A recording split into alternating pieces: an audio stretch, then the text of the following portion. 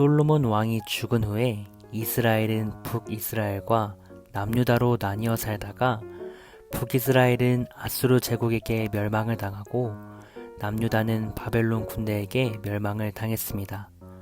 오늘 말씀에 나오는 바빌로니아라는 이름은 바벨론에서 유래한 이름입니다.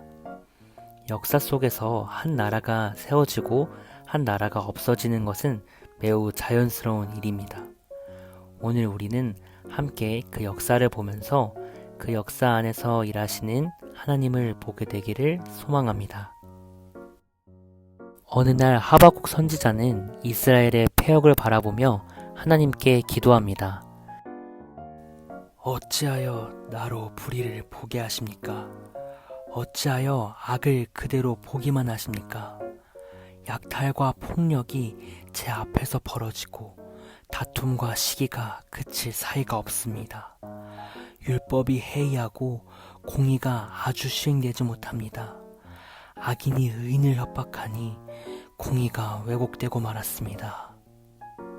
하박국의 기도에 하나님께서 이렇게 응답하십니다. 이제 내가 바빌로니아 사람을 일으키겠다. 그들은 사납고 성급한 민족이어서 천하를 주름잡고 돌아다니며 남들이 사는 곳을 제 것처럼 차지할 것이다. 바빌로니아라고도 하는 바벨론이 강성하게 된 것은 그들의 능력이나 힘이 아니었습니다. 바로 하나님의 섭리였어요. 그러나 하나님이 허락하신 힘이 있는 동안 바벨론은 그 힘을 하나님의 뜻에 온전히 사용하지 않고 자기의 힘을 자랑하고 하나님을 무시하며 다른 나라를 괴롭히는 데만 사용했어요.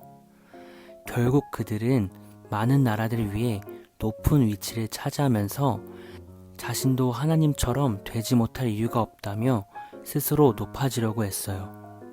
그래서 결국 하나님은 오늘 본문을 통하여 이스라엘의 회복을 예언하십니다. 우리 친구들, 하나님의 공의는 죄악의 길을 걷는다면 택함을 받은 이스라엘 백성이라도 심판을 받게 하시며 심판의 도구가 되라고 주신 힘을 온전히 사용하지 못한 바벨론은 그 역시 심판을 받게 됩니다. 하지만 하나님의 사랑은 죄악의 길을 걷던 자라 할지라도 하나님은 그들을 불쌍히 여겨주시고 긍휼한 마음으로 돌아오기를 기다려주십니다. 그들을 완전히 잊지 않으시는 거예요. 그래서 오늘 1절 말씀에 여호와께서 야곱 백성을 불쌍히 여기시고 이스라엘을 다시 선택하셔서 라고 나오는 거예요. 결국 이스라엘이 자신을 기다려주시는 하나님의 마음을 알게 되고 하나님께 돌아가게 되며 나라가 회복되게 됩니다. 하지만 끝까지 교만하던 바벨론은 하나님의 꺾으심을 경험하고 철저히 패하게 됩니다. 결국 마지막에는 승리자 같았던 바벨론은 망하는 나라가 되었고 패배자 같았던 이스라엘은 회복되는 나라가 됩니다. 오늘 이 성경의 사실을 통해서 우리가 알 수 있는 것은 바로 나라가 망하고 회복되는 모든 것은 우리 하나님께 달려있다는 거예요. 항상 이 모든 것을 주관하시는 하나님을 의지하며 살아가는 우리 친구들이 되기를 축복합니다. 할렐루야! 사랑하는 아메리카 어린이부 친구들, 오늘도 큐티스쿨 열심히 시청하고 계시지요? 네, 간사님은 우리 친구들이 모두 다 열심히 하고 있을 거라고 믿습니다.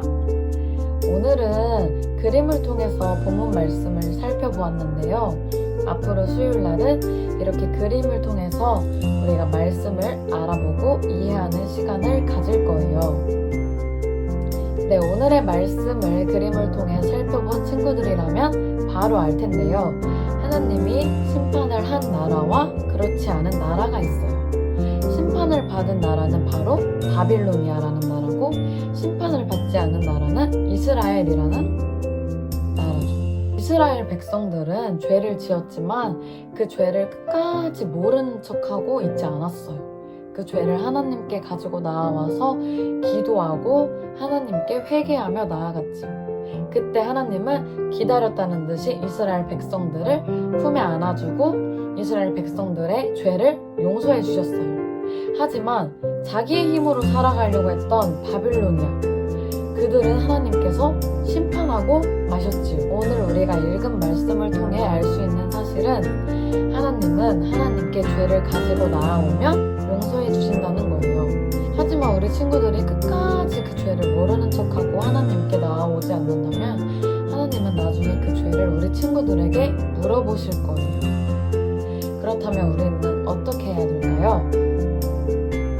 하루하루 말씀과 기도를 통해서 하나님과 더 가까워지는 시간을 가지는 거예요. 그렇기에 우리 친구들이 이 큐티스쿨이라는 시간을 통해서 말씀을 더 알게 되고 기도를 함으로써 자신의 죄를 하나님께 고백하는 우리 친구들이 되길 소망합니다. 네, 그럼 우리 친구들 이번 주 토요일에 간사님이 큐티가 뭐예요? 2주차로 찾아올 때까지 열심히 매일 성경 함께 해주세요. 안녕!